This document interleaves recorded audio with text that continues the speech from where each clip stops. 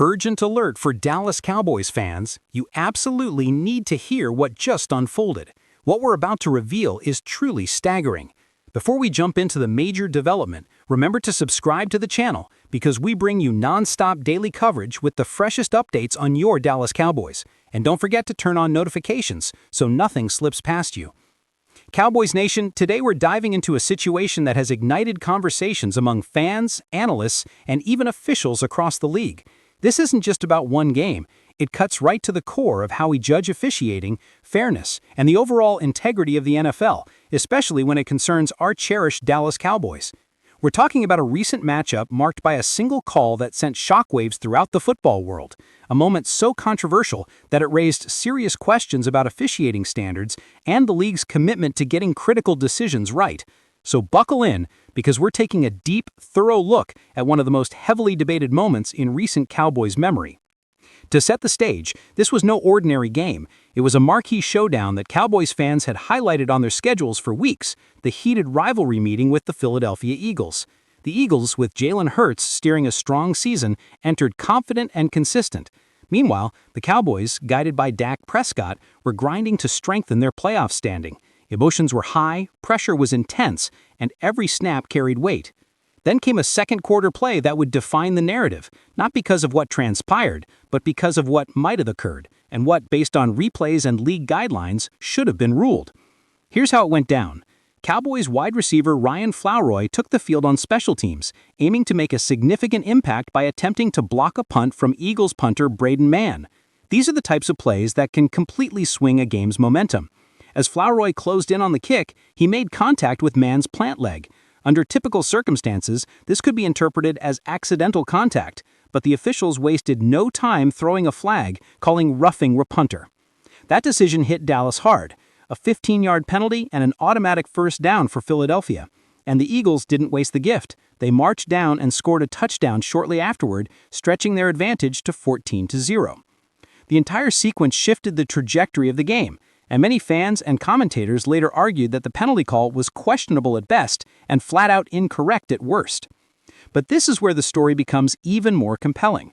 What happened next and the reactions that followed sparked deeper conversations across the league, leaving fans, experts, and officials openly questioning just how trustworthy the current officiating system really is. Replay angles made one thing unmistakable. Ryan Flowroy actually grazed the football before making any contact with Braden Mann. In simple terms, he got a fingertip on the punt, a touch that should have immediately voided the roughing penalty. By rule, this is exactly the type of scenario where officials are expected to overturn the call, but neither the crew on the field nor the replay team stepped in to correct it, and that failure is what ignited the uproar. So what did the NFL say afterward?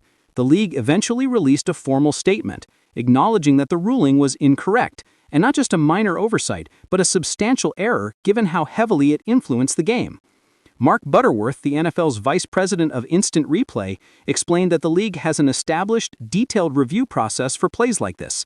He confirmed that replay personnel are fully empowered to overturn roughing the punter calls when clear footage shows the ball being touched before contact.